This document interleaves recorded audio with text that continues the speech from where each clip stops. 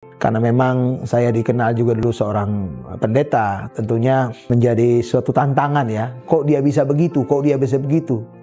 Orang langsung bilang, oh ini kasih karena perempuan, ini karena uang, ini karena ini karena itu. Itu semua saya tepis. Terus, how about Christianity? Nah, ini yang menjadi pertanyaan saya bertahun-tahun. Nah, ini menjadi perenungan saya. Kenapa ada hal yang missing, yang tidak diteruskan? Justru missingnya di tengah. Di awal orang Jews melakukan itu, di Christianity itu hilang dan kembali ke Muslim dilakukan. Berarti something missing. Jadi saya semakin tergugah. Kenapa? Ada apa? Kalau memang betul Abraham adalah bapa segala orang percaya, berarti tidak ada masalah dengan Muslim, tidak ada masalah dengan Jews, tidak ada masalah dengan Christianity. Tetapi kenapa ada hal yang missing? Ini yang menjadi perenungan saya dan ini menjadi satu perhatian bagi saya. Ini yang menjadi keinginan saya untuk tahu kenapa putus di tengah dan diteruskan oleh Muslim. Dalam hal ini Nabi besar kita sallallahu Muhammad, Nabi Muhammad. Saya memperkenalkan diri, nama saya Syukur Tulus Ikhlas Yanipar. Saya dari latar belakang Kristen di Gereja Jemaat Kristus Indonesia. Jadi saya juga seorang pemuka agama yang dulu juga pendeta di sebuah gereja kecil. Saya lahir di Kota Bogor 10 Agustus 1975. Dibesarkan dari keluarga Kristen yang cukup taat dan kebetulan saya biasa juga dulu sekolah di SD negeri, SMP negeri, SMA negeri, dan memang di samping saya seorang Kristen, saya juga biasa dengan pelajaran agama karena waktu itu pelajaran agamanya agama Islam. Jadi untuk itu saya biasa saja. Tapi sampai sekarang keluarga kami masih tetap Kristen dan ayah saya seorang pendeta ya. Gitu. Apa yang memotivasi Bapak untuk memeluk agama Islam, Pak? Jadi memotivasi dalam memeluk agama Islam. Jadi saya boleh kilas balik ya, kilas balik. Ketika pertama saya mendapatkan kesempatan, waktu itu saya diajak keluarga untuk pergi ke Mesir, Yordania, Yerusalem. Saya di sana melihat kehidupan Muslim, ya. Walaupun waktu itu kita tur untuk ziarah ya ke Yerusalem karena saya seorang Kristen. Saya melihat kehidupan Muslim yang ada di sana begitu indah, begitu nyaman dilihat dan enak. Saya berpikir pada waktu itu, oh ternyata begini ya kehidupan seorang Muslim di luar negeri, di Timur Tengah. Mereka sangat santun, mereka sangat baik. Bahkan waktu itu saya pernah di Yordania, saya ada rasa sakit gatal, saya cuma pakai bahasa Inggris. Mereka sangat peduli ya, karena saya sakit dia kasih saya obat. Nah waktu itu saya lihat, oh mereka sangat menghormati, ya sangat peduli sama saya. Nah saya melihat juga tata cara peribadatan di sana ya. Kebetulan ketika waktu itu berbarengan dengan sholat Jumat ya. Jadi saya melihat betapa mereka juga melaksanakan ibadahnya dengan taat, dengan tertib. Dan saya melihat oh itu suatu hal yang cukup oke nih saya bilang gitu kan. Jadi padahal saat itu saya sedang lagi tur untuk ke Yerusalem ya. Nah di samping itu, saya juga jadi setelah dari Yerusalem, Yordania, Mesir, saya kembali ke Indonesia. Saya berpikir tentang sebuah agama, yaitu agama Abrahamaik atau Ibrahim. Kita tahu akar permasalahan untuk agama Ibrahim ya dari Jews, Christianity sampai ke Muslim. Nah, saya melihat di situ ada benang merah yang perlu kita pahami sebagai warga agama Abrahamaik. Nah, di situ menarik sekali. Saya melihat yang pertama tata cara orang-orang Yahudi di sana waktu saya ke Israel. Mereka melaksanakan seperti yang orang Muslim laksanakan. Mereka bersahadat. Kita juga orang Muslim bersahadat. Mereka melakukan selota. Ya kita sholat sama. Mereka melaksanakan puasa, kita juga melaksanakan puasa. Mereka melaksanakan sedek atau sedekah, kita juga melaksanakan sedekah. Mereka pergi ke Yerusalem dan kita pergi ke Mekah. Jadi dalam hal ini menarik bagi saya. Kok bisa sama? Terus how about Christianity? Nah, ini yang menjadi pertanyaan saya bertahun-tahun. Waktu itu saya ke Yerusalem tahun 2010. Nah, ini menjadi perenungan saya. Kenapa ada hal yang missing, yang tidak diteruskan? Justru missingnya di tengah. Di awal orang Jews melakukan itu, di Christianity itu hilang dan kembali ke Muslim dilakukan. Berarti something missing. Ini menurut pikiran saya dan penelusuran saya. Jadi saya semakin tergugah. Kenapa? Ada apa? Nah, kalau memang betul Abraham adalah bapa segala orang percaya, berarti tidak ada masalah dengan Muslim, tidak ada masalah dengan Jews, tidak ada masalah dengan Christianity. Tetapi kenapa ada hal yang missing? Ini yang menjadi perenungan saya dan ini menjadi satu perhatian bagi saya. Ini yang menjadi keinginan saya untuk tahu kenapa putus di tengah dan diteruskan oleh Muslim. Dalam hal ini Nabi besar kita Sallallahu Alaihi Muhammad, Nabi Muhammad. Saya rasa begitu. Sebelum memutuskan untuk menjadi seorang Muslim, apa pandangan Bapak terhadap Islam, Pak? Iya. Ya, tentunya kan kita dibesarkan dari keluarga Kristen, ya kan? Tentunya kan ada perbedaan. Dulu mungkin dari kecil dibilang, ya kenapa harus sholat pakai toa? Ya kan? Kenapa? Apakah Tuhannya tidak dengar? Itu pertanyaan-pertanyaan kita waktu kecil. Karena itu juga ada masukan dari orang-orang tua ya tentunya. Yang kedua, kenapa harus berbahasa Arab? Apakah Tuhannya tidak mengerti bahasa Indonesia? Itu menjadi hal-hal yang pertanyaan. Dan kenapa begitu susah untuk harus berwudu dan segala macam? Nah, itu ada satu hal yang mendasar waktu itu. Kenapa kok Islam begitu pandangannya? Kenapa harus berbahasa Arab dan itu? Nah, kenapa harus berpuasa dan kenapa harus ini dan itu? Nah, itu yang menjadi pertanyaan waktu saya masih kecil ya, sebelum mengerti tentang Islam. Tetapi setelah kita belajar tentang Islam, justru itu perlu. Setelah saya jadi mualaf, justru itu perlu. Ya, karena saya melihat kenapa harus dipanggil dengan azan.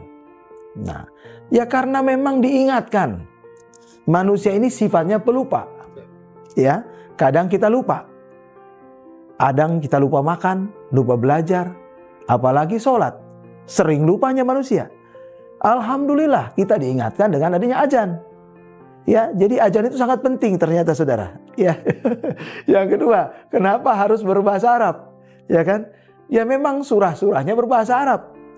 Dan itu lahir di tanah Arab. Dan itu menjadi satu kesatuan. Ingat, satu kesatuan. Betapa indahnya sebuah sholat itu. Kenapa? Karena jam sholat itu sudah diatur. Dan ketika kita sholat sebetulnya seluruh dunia sholat. Saudara bisa bayangkan, memang ada ada wita, ada waktu-waktu yang lain toh tentunya. Tetapi pada jam yang sama, semua umat muslim melaksanakan sholat, menyembah Allah Subhanahu wa Ta'ala dengan tepat. Jadi sebetulnya jam sholat itu udah putus saudara. Boleh waktunya berbeda, mungkin di antara Jakarta sama Bandung beda dikit kan. Tapi rentetan-rentetan menit-menit yang berbeda itu kalau disambung sebetulnya sama. Itulah keindahnya. Nah, kenapa dia harus berwudu? Ya memang harus demikian. Ya, saya mempelajarinya ketika saya dulu berkata, saya pernah dulu khotbah juga saudara ya. Khotbah Kristen, saya katakan, lihat orang muslim. Dia mau sholat harus wudu. Saya bahas waktu itu tentang bagaimana membasuh tangan yang benar. Bukan asal air, tetapi air ini menyucikan tangan kita supaya tangan kita ini tidak berbuat hal-hal yang negatif.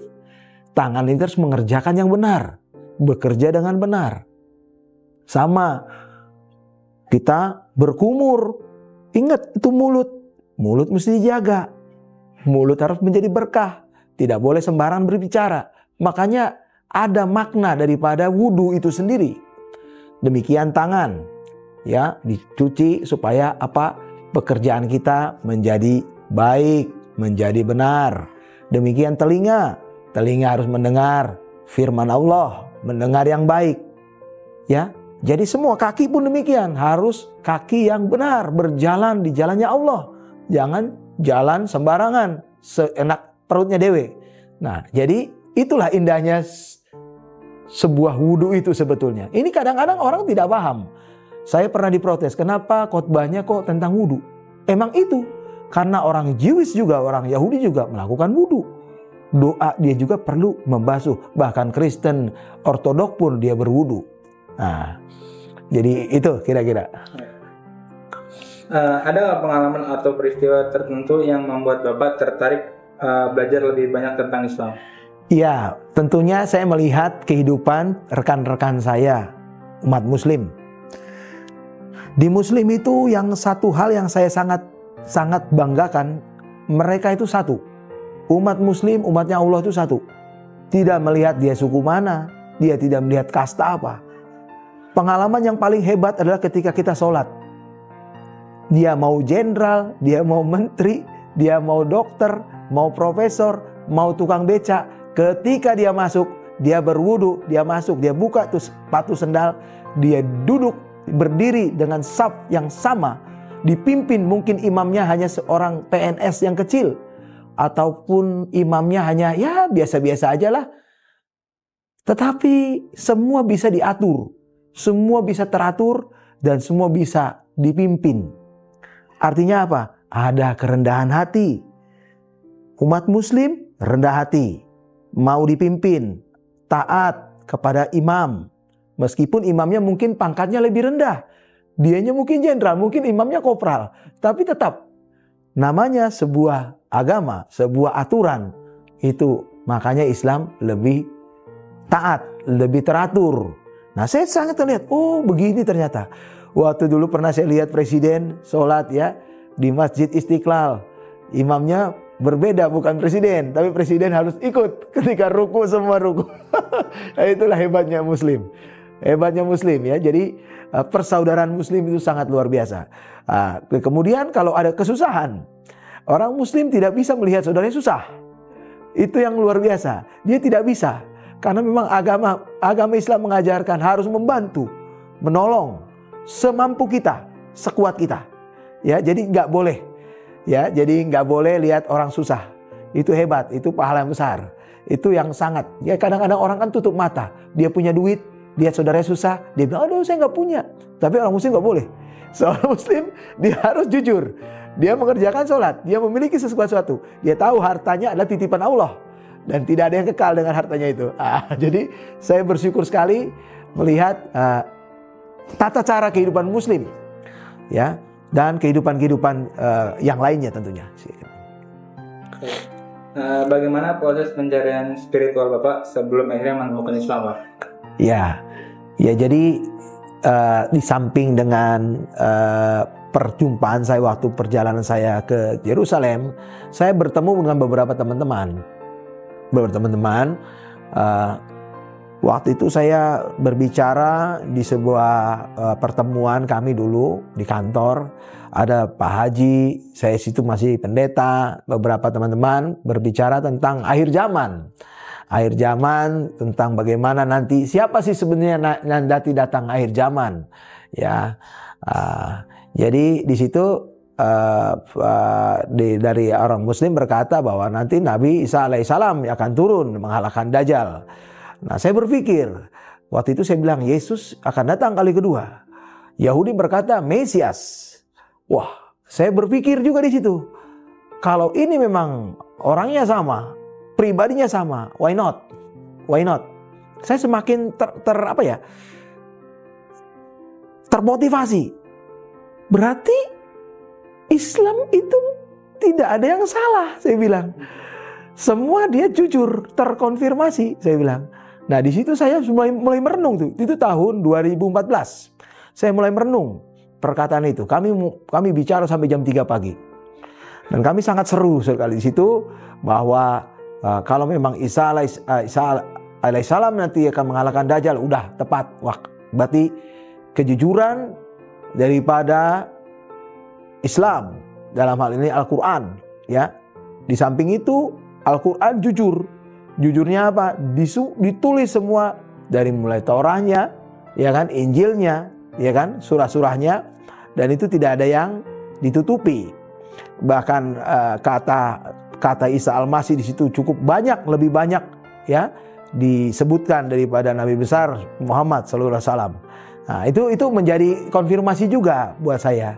Jadi ternyata Al-Quran lebih jujur membuka semua sejarah dan segala macam. Saya rasa begitu. Apakah ada nilai atau ajaran Islam yang sangat yang Bapak ke-trigger dengan Islam itu, Pak? Jadi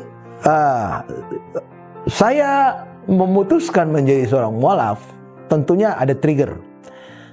Seperti api, ya, api itu kalau tidak ditrik sama percikan dia tidak akan menimbulkan api. Nah, demikian saya punya pengalaman. Yang pertama, saya punya sahabat dulu di Jawa Tengah, di Yogyakarta. Dia memberikan satu buku, A Guide to Muslim. Buku itu diberikan kepada saya tahun 2011. Saya pegang buku itu. Di mobil saya bawa, di tas saya bawa, di rumah saya taruh. Cuma saya taruh, tidak saya baca. Karena saya Kristen. Nah, setelah itu ini buku kan mendampingi saya terus. Saya tidak sadar buku ini ada di tas saya, ada di jok mobil dan segala macam. Nah, setelah saya memang udah lama juga 2010, 2011, 2014 dan lain-lain. Nah, tentunya ada sebuah diskusi dengan seorang teman saya, sahabat saya. Ya, saya harus jujur, dia seorang teman sekolah saya. Dia seorang muslimah, ya, perempuan. Dia hanya bilang sama saya tentang Trinitas. Dia berkata bahwa Allah itu satu. Saya setuju, Allah itu esa. Dia bilang no, once, ahad, echad, satu. Saya mulai bilang iya, satu dalam stop. Kita diskusi stop sampai sini. Tolong kamu baca surat Al-Ikhlas, kamu baca Al-Fatihah, kamu baca surat-surat pendek dulu, ya, itu aja dulu. Renungkan, kaji. Kamu seorang pendeta, kamu seorang dokter, kamu bisa baca itu aja. Diskusi itu tertutup, langsung putus. Kami hanya diskusi makan biasa. Nah, sampai selesai pulang masing-masing. Kebetulan sahabat saya ini udah 36 tahun, ya, 36 sahabat masih SMP. Nah, SMP SMA, ya. Jadi saya merenung, saya bilang, saya mulai buka Al-Fatihah. Saya buka surat Al-Ikhlas. Saya renungkan, saya mendapatkan sesuatu di situ. Bahwa dalam surat Al-Fatihah ini sudah termaktub semua isi Al-Quran sebetulnya, ya. Tentang siapa Allah itu dan bagaimana dia memelihara kita, menjaga kita, dan dia memiliki kekuasaan yang penuh atas alam semesta dan segala macamnya, termasuk keesaannya dalam surah Al-Ikhlas. Nah, setelah saya baca, saya mendapatkan sesuatu. Saya telepon lagi dia. Semua yang kamu bilang sama saya sudah saya baca dan tidak ada yang salah. Oh gitu, tidak ada yang salah, tidak. Terus kamu gimana? Hatimu gimana? Ya saya happy, saya bilang. Happy. Oke, silakan. Terus saja. Nah, akhirnya setelah itu biasalah saya baca-baca yang tadi itu, A Guide to Muslim. Akhirnya saya baca itu tentang kehidupan seorang muslim, kehidupan seorang perempuan muslim, kehidupan segala macam. Ini menarik. Karena satu hal di Islam ini yang paling saya sangat suka itu tidak boleh namanya ada kemunafikan. Nah, Islam itu iya udah, iya, tidak. Ya, jangan iya di belakang tidak. Jangan iya pura-pura tidak. Cuma gitu di Islam. Nah, saya mulai tertarik dan akhirnya saya ketrik sama teman saya ini. Setelah saya makin mendalam, tentunya masalah ini menjadi memblow up. Keluarga tahu, segala macam tahu. Sehingga ada tekanan dari keluarga tentunya ya, dari keluarga. Nah, ada tekanan-tekanan keluarga ini membuat saya semakin agak down pada itu. Saya down, saya sakit, saya drop. Nah, ketika saya drop karena saya memikirkan surah-surah ini dan saya drop, dia mulai berkata, coba kamu istighfar. Saya istighfar. Saya mulai tenang waktu itu. Saya mulai tenang. Ayo bangkit. Kamu jangan melihat masa lalumu dulu, tapi lihat masa yang depan. Saya berkata bahwa saya juga bukan orang benar, bukan orang baik. Tetapi dengan mempelajari Islam, saya mau bertobat.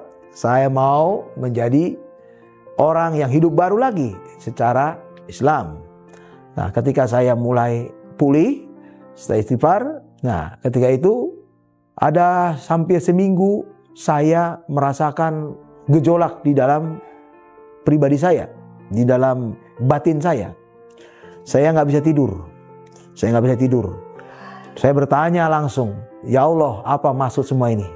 Saya tanya, bagaimana, apa yang harus saya lakukan?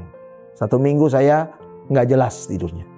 Tapi ketika hari terakhir, saya mantapkan hati, saya tenang, dan saya berkata sama teman saya, I am login. Saya bilang I am login ya. Oh, dia senang ya. Dia senang. Nah, setelah itu ketika saya bilang I am login, ada sesuatu yang luar biasa yang saya rasa ini bukan secara kebetulan, tapi settingan Allah. Dia bilang begini, sementara saya di mobil, hari ini juga kamu pergi ke masjid, temui ustadz, ya, sebuah masjid, temui ustadz. Di sana kamu ceritakan apa maksud dan tujuanmu dan apa yang membuat kamu menjadi ingin masuk Muslim, menjadi Islam. Saya tanpa pikir panjang lagi, saya pergi ke sebuah masjid di kota Bogor. Saya tiba-tiba masuk, saya ketok, assalamualaikum. Ya, gimana Pak? Waalaikumsalam. Ada yang bisa dibantu? Saya mau mendaftar menjadi mualaf. Wow, katanya. Tunggu Pak, saya lihat dulu ustadznya, katanya. Ternyata jadwal ustadz tidak ada hari itu. Bapak tunggu aja Pak ya. Saya mau cek lagi, katanya. Saya tunggu di ruang tunggu. Tapi ketika itu ada seorang laki-laki datang. Bapak cari siapa? Saya cari ustadz. Oh, saya ustadznya, katanya. Alhamdulillah.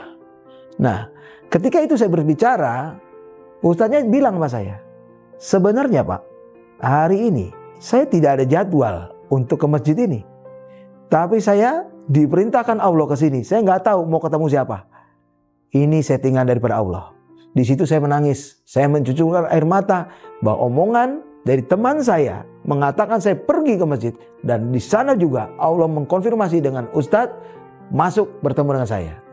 Nah, ketika itu saya mulai bercerita, dia bilang, ya saya udah tahu Pak. Ustadznya juga nangis waktu itu. Nama kebetulan waktu itu ada keluarga yang sakit, jadi saya tunda. Jadi saya akhirnya bersahadatnya 2-3 hari kemudian gitu. Jadi itu yang membuat saya memeluk agama Islam ya. Apa yang paling sulit Bapak hadapi saat pertama kali memeluk Islam, Pak? Iya, yang paling sulit sebetulnya adalah beradaptasi dengan keluarga, ya kan? Terus terang, ya saya seorang ulama juga dulu ya, pendeta. Berat, artinya semua juga memandang sebelah mata. Satu, yang kedua, ya Mungkin mereka merasa bagaimana kan perasaannya, kok bisa dia begini, kok bisa begitu. Jadi tentunya penerimaan udah mulai tidak seperti dulu. Terus yang berat kemudian adalah ya biasalah kalau mualaf ini kan ancamannya banyak dari keluarga, ya kan, tentang ekonomi lah, tentang inilah, semua dipotong lah, semua inilah, semua di stop lah. Emang berat pada waktu itu. Tapi saya percaya bahwa saya menjalankan kehidupan muslim saya dengan saya sholat dan melakukan semua apa yang menjadi perintahnya dan apa yang menjadi larangannya, saya kuat. Sebetulnya hampir juga, artinya ya sebagai manusia ya, yang biasa pegang uang, yang biasa punya uang, tiba-tiba di stop semua sama keluarga. Nah, tapi alhamdulillah Allah itu memelihara saya dengan teman-teman saya. Kalau masalah makan dan segala macamnya, alhamdulillah Allah bertanggung jawab kepada umatnya, termasuk kepada saya. Yang sulit adalah penerimaan keluarga saja. Bahkan beberapa saudara-saudara saya masih pendeta, menelepon, bolak-balik kering, tanya segala macam, merasa tidak puas, lah begini segala macam. Tapi saya hanya bersabar, saya hanya berdoa saja, saya hanya istighfar, saya hanya jalani apa yang perintah Allah saja. Jadi saya nggak terlalu ambil pusing, ya, karena ini keputusan saya untuk mengikuti jalan Allah, ya itu resiko yang saya harus terima. Dan memang saya bertanya sama semua orang-orang tua, sahabat-sahabat, dia bilang, kamu harus kuat, kamu harus sabar. Walaupun banyak terjadi nanti badai segala macam, Allah tidak akan tinggal diam. Dan alhamdulillah sampai sekarang saya sehat, saya tidak sakit, saya masih bisa makan karena Allah memelihara hidup saya melalui orang-orang hamba-hambanya yang setia. Apakah ada momen spesifik ketika Bapak merasa yakin bahwa Islam adalah jalan yang benar? Iya, tentunya setelah saya menjalani kehidupan Islam, dengan saya sholat, ya, dengan saya membaca Al-Quran dan lain-lain, saya merasa nyaman, saya merasa damai, saya merasa hidup saya tidak seperti yang dulu. Dulu saya emosian, saya suka emosi segala macam, bahkan berpikirannya buruk. Tapi alhamdulillah, dalam Islam diajarkan kita berpikir positif. Dan kita menyerahkan semua kepada Allah Subhanahu wa Ta'ala. Ya, kalau dulu punya target, kalau dulu punya kuasa, punya segala macam. Sekarang bahwa kuasanya milik Allah. Jadi kita menjalani saja apa yang Allah berikan. Dan kita syukuri. Dan itu membuat saya semakin nyaman di dalam kehidupan Islam. Tantangan besar tentunya yang pertama dari segi sosial ya, keluarga. Karena memang saya dikenal juga dulu seorang pendeta. Tentunya ini menjadi suatu tantangan ya. Kok dia bisa begitu, kok dia bisa begitu. Dia langsung, orang langsung bilang, oh ini kasih karena perempuan, ini karena uang, ini karena ini karena itu. Itu semua saya tepis. Tidak, saya mencintai Allah. Saya sekarang lagi susah. Saya tidak punya pekerjaan, tapi saya bersyukur Allah izinkan saya di dalam titik ini. Ya, dulu saya pernah jadi direktur sebuah perusahaan, Bank Perkreditan Rakyat. Saya pernah menjadi manajer, dan semua itu tidak ada artinya kalau tidak ada kedamaian, tidak ada kenyamanan. Tetapi saya dibawa ke titik yang paling rendah. Tetapi di situ saya melihat nikmat syukur, ucapan syukur kepada Allah tentang nikmat hidup yang Dia berikan. Ya, bukan uang yang menjadi tujuan kita, bukan kekayaan, bukan pangkat, semua tidak kita bawa mati. Tapi hidup kita, iman kita, sholat kita yang kita bawa nanti sampai ke akhirat. Itu yang buat tantangan, ya, tantangan sosial. Sama di dalam yang lain-lain juga. Dibilang, kamu jadi Islam, kamu tidak punya pekerjaan. Ya, sontak, terus terang saya rasa gimana. Tapi saya percaya, saya yakin, tidak selamanya roda itu berputar, tidak selamanya di bawah. Allah sedang uji saya harus sabar, saya harus terus istiqomah, saya tidak perlu takut. asal makan, sehat, bergerak, apa yang kita bisa buat, ya saya lakukan. Saya tidak malu. Membawa orang, nyupirin orang, dapat 200.000, alhamdulillah. Mungkin dulu gaji 2 digit. Ya. Tapi sekarang tidak masalah bagi saya. Saya merasakan dan memakannya yang halal. Tentunya sehat bagi tubuh, jiwa, dan roh saya, pikiran saya, hidup saya. Ya, tantangan-tantangan ke depannya begitu. Rata-rata paling benar keluarga dan juga masyarakat tentang sebuah pekerjaan. Tentunya jangan sampai dibilang, kamu masuk muslim, kamu tidak punya tanggung jawab segala macam. Memang saya menangis di hadapan Allah. Tapi syukur kepada Allah, saya masih bisa memberi bagi anak-anak saya. Sebagai mantan pendeta, apakah perbedaan utama yang Bapak lihat antara ajaran Kristen dan Islam, Pak? Ya, intinya kalau saya simpulkan, ya, kalau di Islam itu kan lebih mudah dicerna dengan logika. Ya, jadi pikiran kita diajak berpikir gitu loh. Contoh, ya kan, ada sebuah ayat dalam kitab Perjanjian Baru dalam Kristen ada dikatakan, kerjakanlah keselamatanmu dengan takut dan gentar. Nah, ini maknanya apa? Sebetulnya Islam sudah melakukan itu. Untuk kita mencapai kepada akhirat dalam surganya Allah, kita mengerjakan dengan takut. Dalam arti apa? Kita harus sholat tepat 5 waktu, ditambah sholat-sholat sunnah yang lainnya. Ya, silakan mau sholat duha, mau tahajud segala macam silakan. Ya, kita melakukan semua perintah-perintahnya, menjauhi larangannya dengan takut. Kata takut ini artinya kita taat.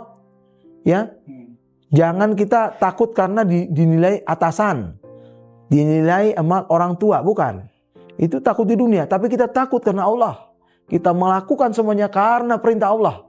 Nah, itu. Dulu kadang-kadang memang saya harus akui, banyak kita waktu itu dulu ya, ayat itu kita tahu, tapi kita sering melanggar. Kita sering melanggar, tidak takut.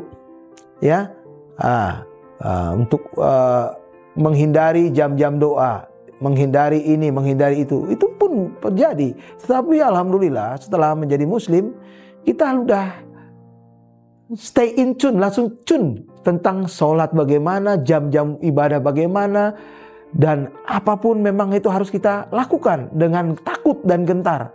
Kita harus takut sama Allah. Kita harus melakukan apa yang menjadi perintah Allah. Ya, kita nggak boleh nego-nego. Ya, makanya sholat itu ada waktunya. Lewat itu ya udah, selamat tinggal. Walaupun bisa, tapi kita merasa tidak enak toh. Waktunya sudah dikasih sama Allah, kita nego. Jangan dah ya. Oke, saya gitu ya. Ya. Menurut Bapak unik atau istimewa tentang ajaran Islam dibandingkan agama lain? Ya, agama Islam itu tentunya uniknya adalah bersifatnya universal ya, universal. Karena apa universal? Bersatu dalam ukhuwah Islamiyah, satu. Yang kedua, dia tata cara ibadahnya semua sama, tidak ada liturgi yang berbeda. Kalau dulu kan ada cara begini, cara begitu, tapi di Islam satu. Ini yang unik, ini yang hebat, ini yang keren. Kalau kita kaji aja deh, ya semua sama. Mau di Jepang, mau di Korea, mau di Afrika, tetap Al-Fatihah harus tetap dibaca. Ya, jadi semua unik. Itu satu ya. Jadi tidak ada gaya bebas. Semua teratur, semua diatur untuk kemuliaan nama Allah. Ya, itu. Bagaimana Bapak memahami konsep kenabian, khususnya tentang Nabi Muhammad SAW? Iya, untuk Nabi Muhammad, Nabi besar kita Muhammad SAW, ya dialah penyempurna daripada Nabi ya, penutup. Beberapa tafsiran juga mengatakan bahwa setelah Isa Al-Masih, Isa alaihissalam, ada Nabi ya, di situ tertulis Emet ya, dalam bahasa Ibrani Emet, Ahmad berarti itu adalah Muhammad. Beberapa tafsiran sebagai penyempurna. Kenapa dibilang penyempurna? Coba kita mulai jujur. Isa Al-Masih atau Yesus Kristus atau Isa alaihissalam, waktu dia berdoa, dia melakukan apa? Sujud. Islam melakukan sujud. Yahudi melakukan sujud. Nah, berarti sebetulnya benangnya sudah dapat. Sudah ada. Cuma ya kita tidak tahu. Setelah Yesus selesai, zaman-zaman rasul yang berikutnya itu tidak ada lagi kata sujud. Ya, hanya menengadah. Ya. Nah, jadi itu ya. Jadi Muhammad Nabi besar kita menyempurnakan, menarik kembali garis benang merahnya dari Ibrahim atau Abraham dan dikembalikan kepada rule-nya oleh Nabi besar Muhammad SAW. Itu yang saya lihat. Apakah yang menurut Bapak salah atau sering disalahpahami tentang Islam oleh seorang non-muslim? Ya, yang sering dipahami mungkin maaf, ini saya harus terbuka. Ada beberapa orang menyindir mungkin. Di muslim bisa beristri lebih dari satu. Ya. Ini kan menjadi momok. Padahal mereka tidak tahu sejarahnya. Kenapa harus jadi 4? Zaman dahulu, zaman jahiliyah itu gaya bebas. Mau istri 120 siap. Terbukti Raja Salomo istrinya 1000 kan. Itu berarti benar. Supaya karena ini gaya bebas ini udah nggak tertib lagi, maka dengan hikmat Allah Nabi Muhammad membatasi. Tidak lagi sembarangan, membatasi. Itu pun harus bisa adil katanya. Siapa yang bisa adil? Kalau baginda, ya Nabi Muhammad, Nabi besar bisa. Kita bukan Nabi. Kita coba-coba, yang ada ribut. Tapi itu sebagai statement biasanya, suka digituin. Tapi saya lebih jujur dengan Islam. Lebih cocok. Kenapa? Lebih jujur. Boleh sampai 4, asal ada izin. Nah, di luar sana, tidak ada izin. Ada juga 4, 5. Tapi tidak ada dalilnya. Ini lebih parah sebetulnya. Lebih tidak jujur. Bohong-bohongan. Aku mencintai engkau istriku, tapi ada istri lain. Kan itu bohong. Lebih baik jujur. Nah, di sini yang saya lihat Islam lebih jujur tentang memperistri atau memiliki istri. Nah, ini yang sering suka menjadi statement yang paling. Padahal mereka tidak tahu sejarahnya kenapa harus jadi 4. Ya kalau bisa, jangan. Kata Nabi juga kan, kalau mampu silakan. Kalau nggak mampu jangan, babak belur kita nanti. Ya gitu ya. Apa pesan Bapak kepada orang-orang yang sedang mencari kebenaran spiritual, Pak? Ya, kembali lagi. Saya mau ingatkan kepada semua teman-teman yang mencari kebenaran. Ingat, Allah itu satu. Ya. Qul huwallahu ahad, Allahu somad, lam yalid wa lam yulad. Ingat ya. Satu. Mau itu ini penafsiran saya ya, penafsiran saya. Yahudi pun mengaku itu satu. Shema Yisrael Adonai Eloheinu Adonai Ehad. Satu. Ya. Nah, jadi pada waktu dulu juga saya ke Yerusalem, saya melihat orang Yahudi dan orang Islam rangkulan karena mereka adalah saudara, brother, karena memiliki kepercayaan yang sama, agama Ibrahim, antara Ishak dan Ismail, ya, jadi tidak ada masalah. Nah, saya ingatkan kepada kita semua, carilah kebenaran, ya, mencari, ya, jangan ikut-ikutan, tidak boleh. Kalau ikut-ikutan kita akan sembarangan, tapi kalau mencari, Anda puas. Siapa sebetulnya Tuhan itu? Allah itu siapa? Ya.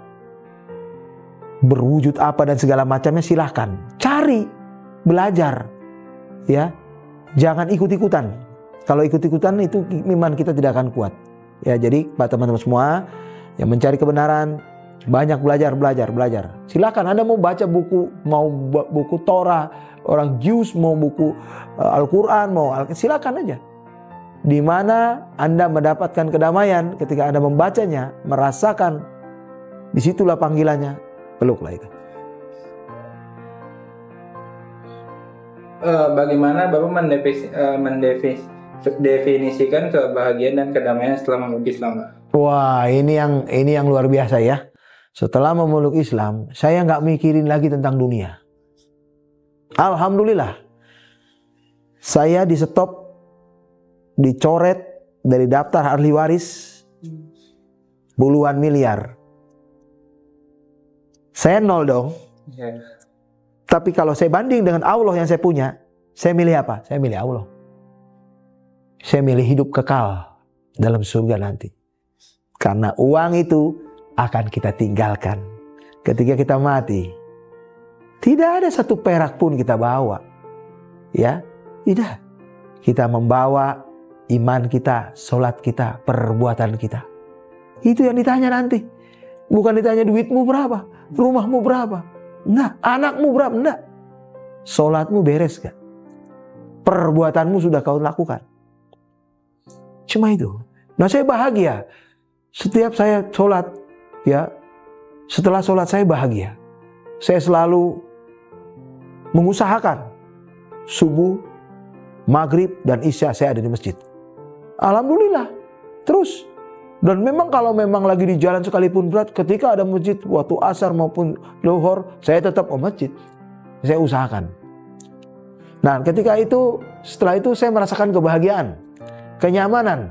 Ya, kadang saya berlinang air mata, saya mensyukuri keadaan saya demikian. Ya Allah, terima kasih. Saya masih hidup. Saya masih dapat makan, saya masih mendapatkan nikmat yang kau berikan. Itu enggak ada taranya. Itu senang, itu bahagia. Jadi kalau belum sholat rasanya kayak kekejar-kejar. Sekarang ya harus sholat baru kita nyaman. Alhamdulillah ya gitu. Apakah Bapak memiliki rencana atau berkontribusi dalam dakwah atau memperkenalkan Islam kepada orang lain, Pak? Ya insya Allah harus begitu. Ya, jadi kalau memang dipercaya, saya ingin juga membagikan kepada semua masyarakat, teman-teman, supaya kita tetap percaya kepada Allah Subhanahu wa taala. Ya, kita percaya perlindungannya, barokahnya selalu menyertai kita. Jangan takut. Saya ingatkan kepada teman-teman yang mau jadi muslim, yang mau jadi mualaf, jangan takut. Jangan takut harta, jangan takut keluarga. Hartamu akan diganti sama harta yang kekal nanti di surga. Keluargamu akan diganti nanti sama keluarga yang baru, keluarga muslim yang peduli. Jangan pernah takut. Ya, saya ingatkan jangan pernah takut.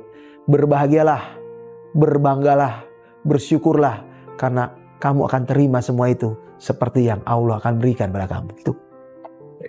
Terakhir, Pak, jika Bapak bisa memberikan pesan kepada komunitas Kristen yang pernah Bapak layani, apa yang ingin Bapak sampaikan? Oh ya, kepada semua orang-orang yang pernah saya layani, yang pertama, ya keberadaan saya sekarang seorang muslim, tentunya silakan Anda mencari kebenaran, ya silakan cari kebenaran. Kita sesama manusia memiliki hak ya untuk mencari kebenaran. Yang berikutnya tidak boleh ada namanya perbedaan ya atau saling mengejek ya. Walaupun saya pernah melayani saudara, ya ini adalah kesimpulan saya untuk menjalani sebagai seorang muslim. Ya, kalau Anda juga mau bertanya tentang muslim, oh boleh sama saya, tidak masalah ya. Silahkan saja. Tapi tidak dalam arti ya tidak boleh ada kata-kata yang tidak pantas ya. Saya melayani orang-orang yang mau berdiskusi sama saya. Ya, Anda silakan kepada iman Anda, berdoalah dengan iman Anda. Jika memang Anda punya pertanyaan seputar muslim dan Anda tertarik, monggo silakan. Saya siap membantu. Insya Allah.